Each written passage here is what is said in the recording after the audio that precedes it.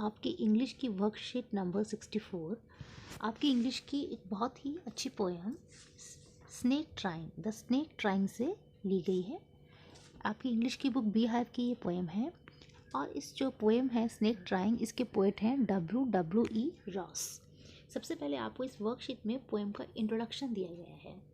W.E. Ross the poet, आपको याद रखना है द स्नेक ट्राइंग पोएम के पोएट का नाम है W.E. Ross. He wrote about a natural world passionately. वो नेचुरल वर्ल्ड के बारे में, जो प्रकृति होती है उसके बारे में बड़े ही पैशनेटली वो लिखते थे।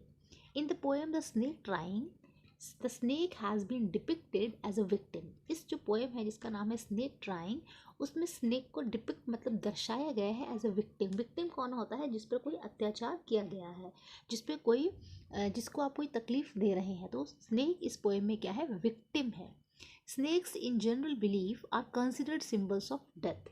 अगर हम जनरली लोगों का जो स्नेक्स के बारे में व्यूज़ देखें, विचार देखें, तो ऐसा मानते हैं कि जो स्नेक्स होते हैं वो बहुत ज़्यादा डेंजरस होते हैं और उन्हें सिंबल ऑफ डेथ माना जाता है स्नेक्स को, क्योंकि वो बहुत ज़्यादा क्या होते हैं? पॉइजनस होते हैं। Because they are poisonous. ऐसा लगता है कि जो स्नेक है उसकी वजह से हमेशा हमारी क्या हो जाएगी? डेथ हो जाएगी, वो हमें मार देगा, क्योंकि वो बहुत ज़्यादा जहरीला होता है। Because they are poisonous.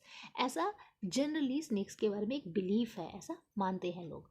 लेकिन however in this poem snake is trying to save himself. इस पोएम में जो स्नेक है वो विक्टिम है, उस पर अत्याचार हो रहा है, वो अपने आप को बचाने की कोशिश कर रहा है। The snake is trying to save himself and the poet depicts the snake as small and harmless which needs to be saved.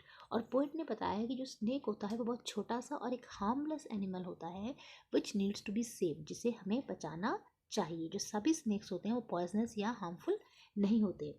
अब इस पोएम की समरी हमें इस वर्कशीट में दी गई है। The summary of the poem को अब हम स्टडी करते हैं। The snake who has been lying on the sandy bank of the water body.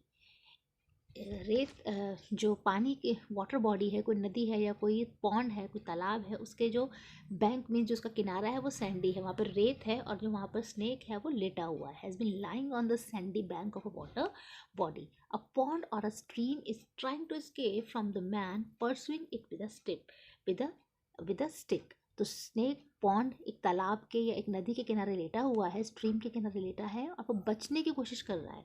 Escape करना मीन्स बचना। किससे? आदमी से, मैन से, जो परस्यू कर रहा है। परस्यू का मतलब होता है उसको फॉलो कर रहा है, उसका पीछा कर रहा है विद अ स्टिक। हाथ में एक डंडी लेकर वो आदमी उस स्नेक का पीछा कर रहा है। Means the man is trying to kill the snake. वो आदमी उस स्नेक को मारने की कोशिश कर रहा है।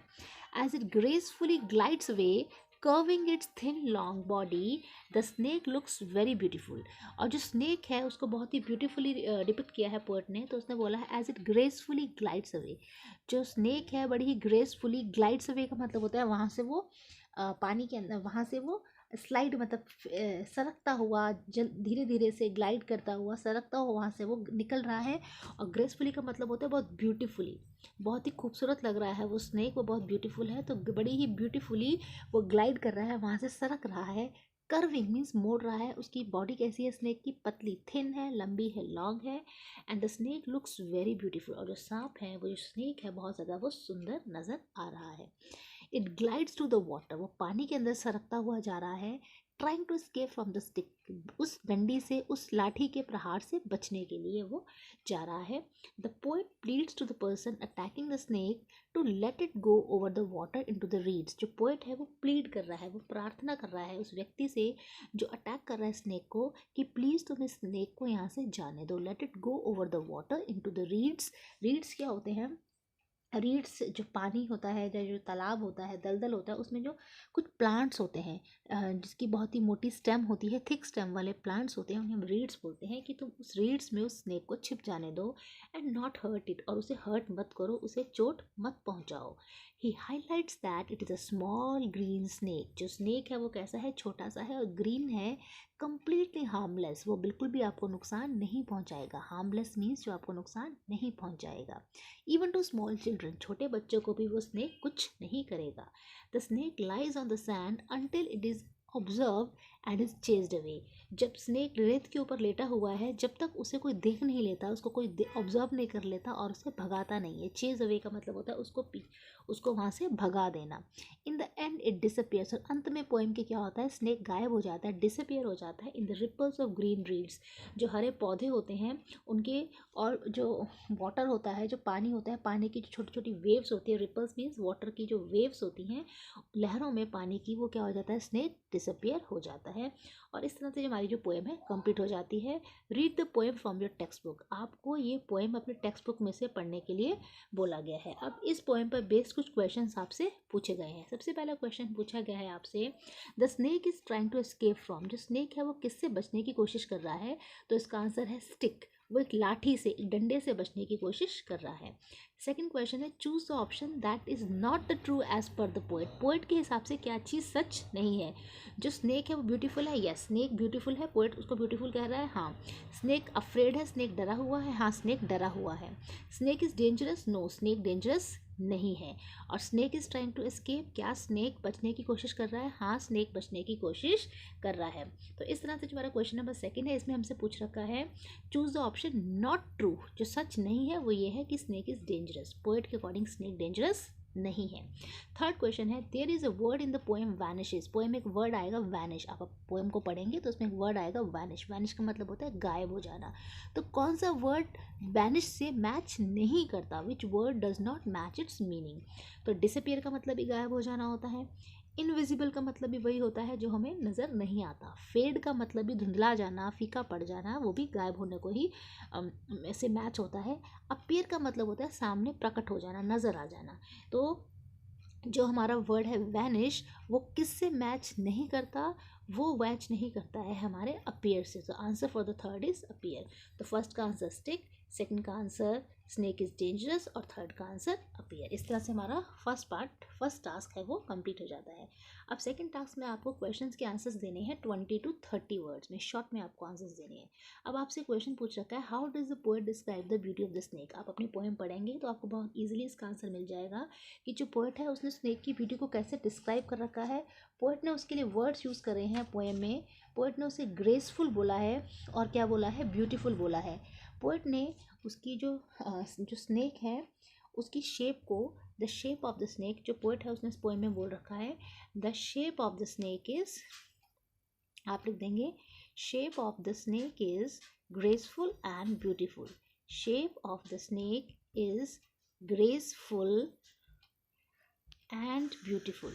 इस तरह से हमारा जो फर्स्ट क्वेश्चन का आंसर उसका हो जाएगा, the shape of the snake is graceful and beautiful. आप अपनी पोएम पढ़ेंगे तो आपको उस पोएम में से आंसर बहुत इजीली मिल जाएगा। Now we come to question number second, did you know the snakes can be harmless, क्या आप जानते थे कि स्नेक हार्मलेस होते हैं?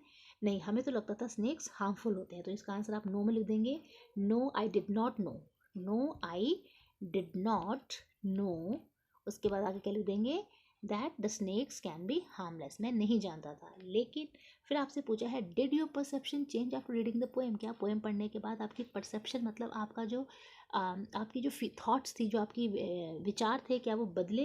तो yes my perception change, poem पढ़ने के बाद जो मेरा परसेप्शन है वो चेंज हुआ। अब मुझे पता लग गया है कि जो सभी स्नेक्स होते हैं वो हार्मफुल नहीं होते हैं। यस माई परसेप्शन चेंज, आप इसका आंसर लिख देंगे, yes my perception change after reading the poem. इस तरह से अपने आप से आप इस क्वेश्चन का आंसर लिखेंगे। तो क्या आपकी परसेप्शन चेंज हुई? Yes my perception change after reading the poem. पहले मैं सोचता था the snakes were harmful, but now I think they are, all snakes are not harmful, they are harmless.